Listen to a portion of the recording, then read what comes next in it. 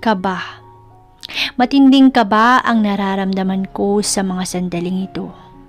Marahil hindi lang ako sanay sa mga ganitong eksena ng buhay ko. O sadyang kinikilabutan pa rin ako sa pagkakataong hindi ko inaasahan na may taong magyayaya sa akin ng Valentine's date. Parang hirap paniwalaan. Nilimot na ang lahat-lahat bago ko maranasan ang ganitong hustisya ng pag-ibig. Well, for all you know, 26 pa lang naman ako, pero ako kasi yung taong gustong ma-experience yung perfect relationship na nararanasan din ng ibang tao. Yun bang kasama yung taong mahal ko na mag-travel sa mga magagandang destinasyon. Yung maranasan man lang yung monthsary, anniversary, o kahit ano pang sari-sari na yan.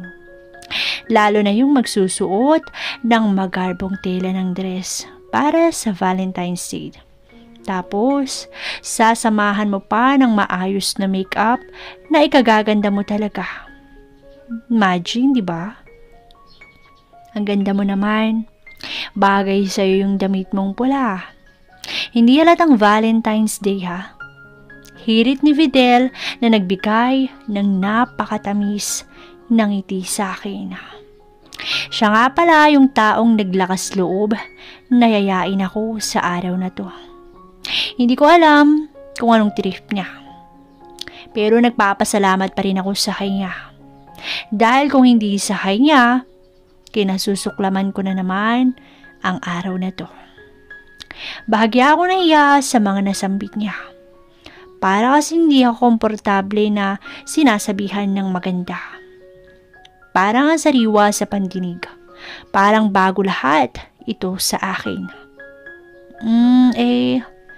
Thank you. Oh, eto. Flowers for you. Abot sa akin ng bouquet ng bulaklak. Mukhang mas gaganda ka pa lalo dahil dito Tignan mo. Para kang beauty queen na nanalo sa postura mo. Giit pa nito. Baliw ka naman Ine-edges mo ko Alam mo, halika na umupo na tayo at umpisa na natin yung dapat nating umpisahan. Okay? Pambihira ka naman. Hindi ko alam kung tama ba tong inasal ko. Pagkain talaga. Parang gusto ko tuloy hugutin itong dila ko sa walang hiyang sinabi ko. Halata talagang bago lang ako makaranas ng mga ganito. Mariin siyang kumilos at inalalayan ako sa pagkakaupo sa aking upuan. Anyways, kami lang sa kwarto ng isang restaurant. Ang ganda ng pagkakaayos sa loob. Ang daming hugis puso. Mga nakakalat na petals na pulang bulaklak sa sahig. Mga ilaw nakahali-hali na sa mata. Yung table na ang daming chocolates, romantic candle, na kung ako lang masusunod, ay hihipan ko lahat yun para pasalamatan ko sa sandaling ito. Sa wakas, ay naambunan ako ng swerte ngayong araw na to. At dagdag mo pa yung musika na talaga namang nakakadagdag ng sensasyon sa araw ng mga puso. Nagustuhan mo ba? Napansin siguro niya na kanina pa nagpapaikot-ikot ang tingin ko sa paligid. Oo naman, ang ganda kaya. Ito yung best Valentine's date ko na mararanasan. Well, kasi ito lang naman yung nararanasan kong best date ever sa tanan ng buhay ko. O siya, gusto mo na bang kumain? Order tayo. Paanyanya niya sa akin.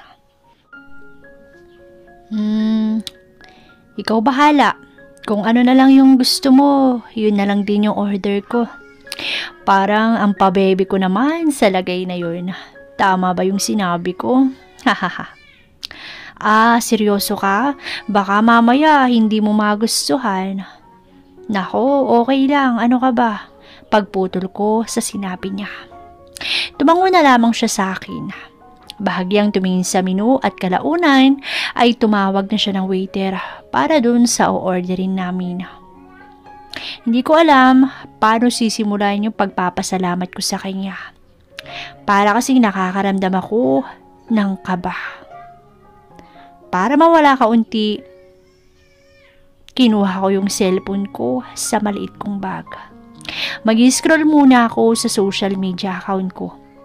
At as usual, ang dami ko na namang nakitang post na surprise date ng mga friends ko sa account na yun. Nakaka-paranoid kasi ang sweet. Yung legit talaga na magjowa sila. Mga 10 minuto atang tahimik sa loob. 10 minuto din akong nakahawak lang sa cellphone ko. At 10 minuto bago dumating yung in-order niyang pagkain para sa aming dalawa. Pagkakita ko sa pagkain ay para akong nalulumo.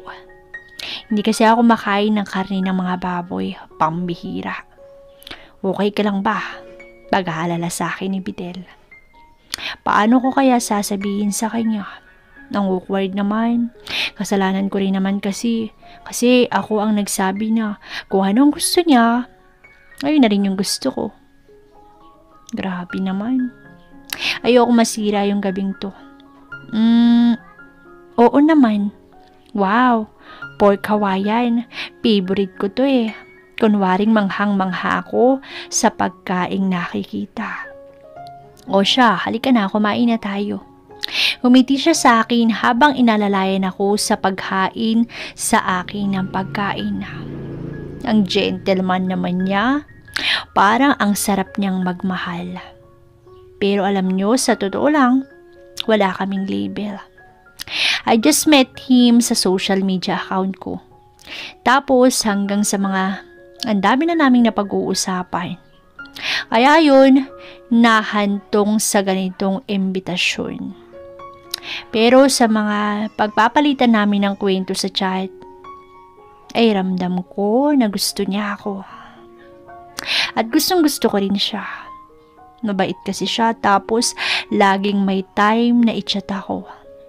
Tapos tignan nyo, pinaghanda pa ako ng ganito. Hindi pa ba love ang tawag doon? Pinilit kong kumain. Pinilit kong kainin yung mga nakahandang pagkain sa table. At naisip kong sabihin sa kanya yung kanina ko pa gustong sabihin sa kanya. Videl? Tumango siya. Oh, thank you nga pala sa imbitasyong ito ha. Hindi ko talaga akalain na umantong tayo sa ganito. Ang tagal na rin nating magkakilala. 6 months. Akalain mo yun, sa chat nga lang kasi, pero sa bawat chat mo, napapasaya mo ko. Naramdaman kong hindi ako nag-iisa. Pinaramdam mo sa akin na I'm worth it. Kahit alam kong hindi naman. Wala na akong masabi, napakabait mo. Gentleman, gwapo, may kaya. Ideal man ko. As in, nasa iyo na yung lahat eh. I guess, I'm falling for you. I like you. Mahaba kong nasabi sa kanya. Ewan ko, pero parang na-awkward siya. Sumeryoso kasi yung mukha niya eh. Tanya, umiti siya ng pilit. No, you don't have to. You deserve this kasi napakabait mong kaibigan sa akin.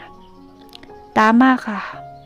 Pinaramdam mo rin sa akin sa chat na hindi rin naman ako nag-iisa. Ang saya pa nga natin dahil plano natin to, diba? Yung makita na sa wakas, tapos sabi mo, sagot kita sa first meet up natin.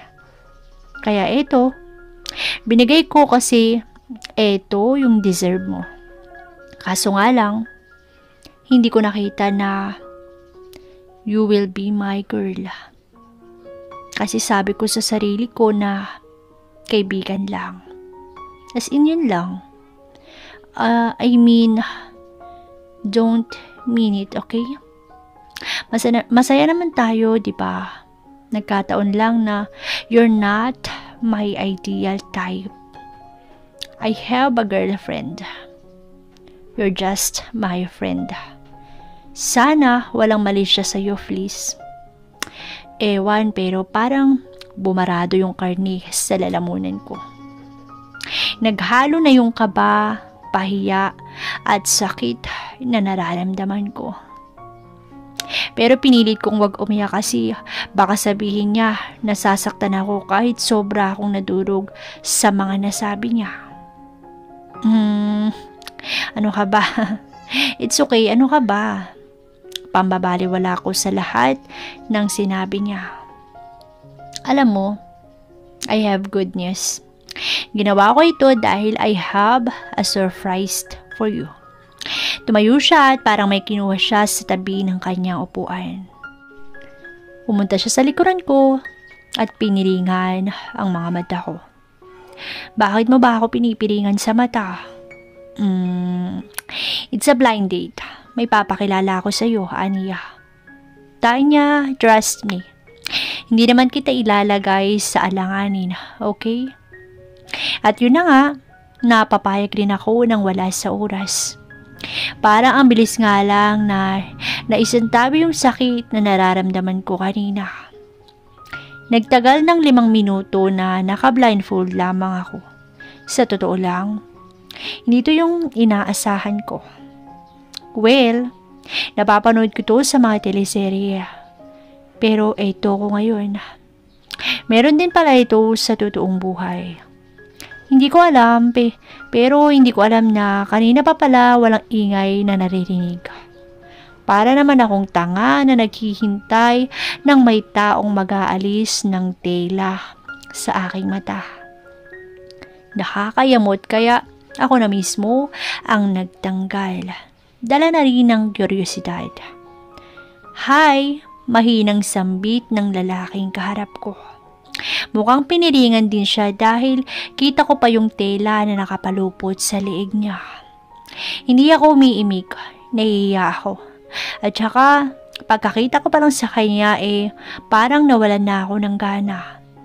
Ewan ko, hindi sa nagmamaganda pero may instinct ako na kapag ayaw ko sa tao, mararamdaman at mararamdaman ko sa umpisa pa lamang.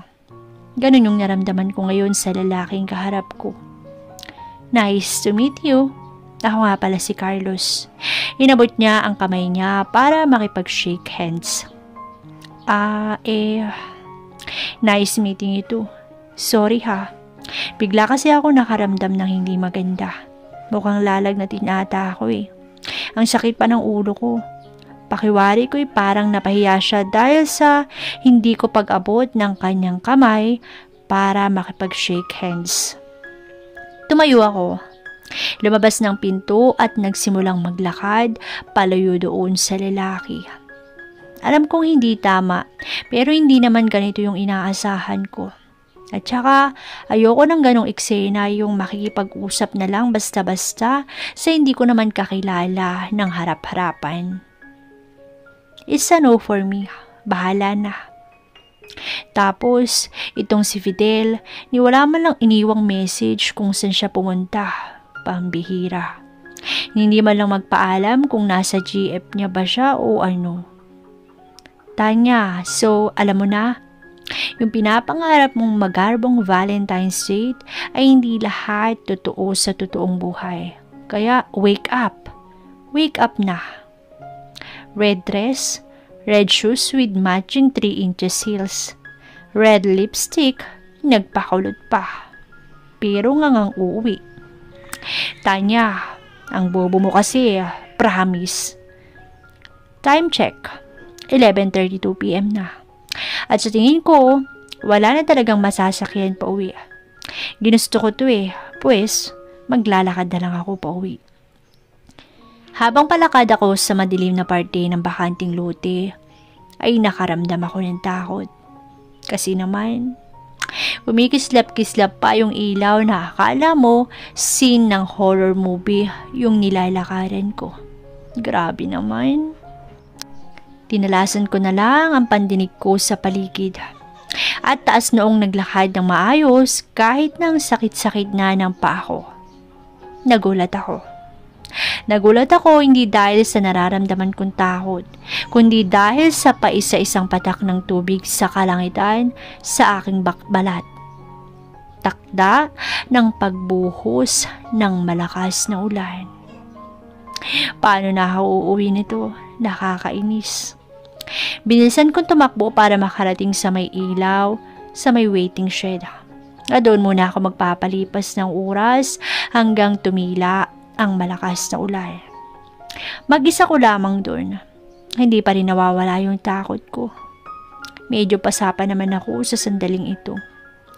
Lumipas ang 20 minutes, hindi pa rin tumitigil ang ulan.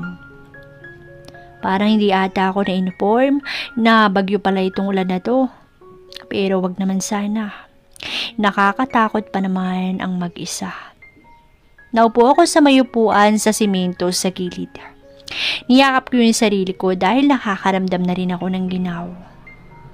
Ano ba naman ang kalbaryo ng Valentine's na to? Nakakaasar. Kung ganito lang dadanasin ko ngayong gabi, hindi na sana ako tumuloy. Nakakaasar talaga. Sambit ko sa sarili ko. Maya-maya, ay may nainag akong tao na tumatakbo papunta dito sa waiting shed na sinusulungan ko. Sa tansya ko ay basang-basa na ito dahil sinalo niya ang malakas na bagsak ng ulan. Pagkarating niya, nagulat ako. Ikaw? Nasambit ko sa sarili ng mahina. Hindi muna niya ako tinignan. Tinanggal niya ang basang jacket at saka nito hinaplos-haplos ang kamay para tanggalin yung pagkakabasa niya.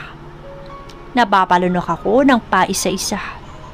Parang naroroon pa rin yung baradong karne sa lalamunan ko sa sobrang pagkabahala.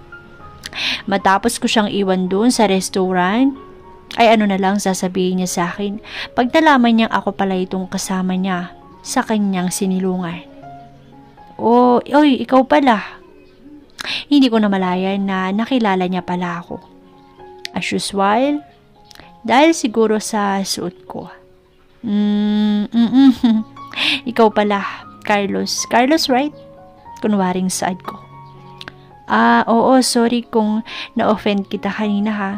Hindi ko rin naman ginusto yung nangyari kanina. Actually, sinama lang naman ako ng kaibigan kong si Marjo, yung GF ni Videl. Ang sabi party pero hindi ko akalain na blind date pala, pahayag niya. Ganun ba? Napapakamot ako sa ulo dahil sa awkwardness sa pagitan naming dalawa. Kasalanan ko patuloy na nabasa ka at hindi nakauwi ng maaga sa bahay niyo. Dagdag pa nito sa akin. Ay nako, hindi no, okay lang. Ano ka ba? Hindi mo naman kasalanan eh. Ang awkward, para tuloy akong nahiya. Well, kung tutuusin, kung hindi ako malis kaagad ay baka hindi kami naabutan ng ulan at mauwi sa pag-aantay na tumila ang ulan dito sa waiting shed. Malayo pa ba yung bahay niyo dito? Napatango ako sa kanya. Oo eh. Maikli kong sagot.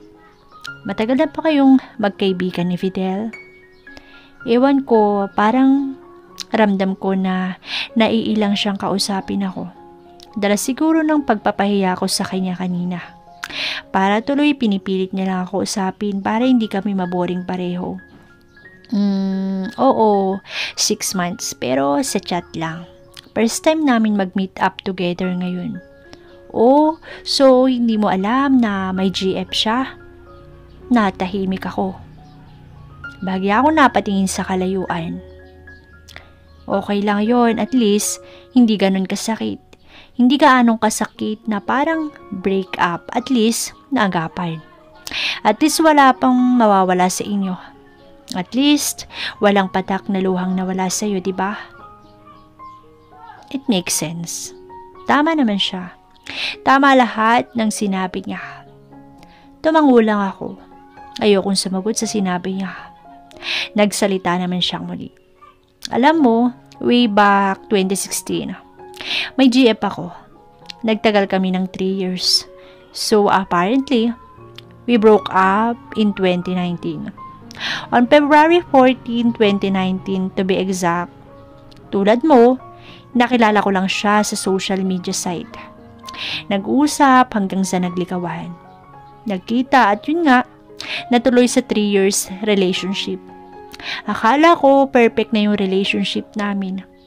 Pan kasi ako ng romantic tingi, kaya ang dami kong iniisip.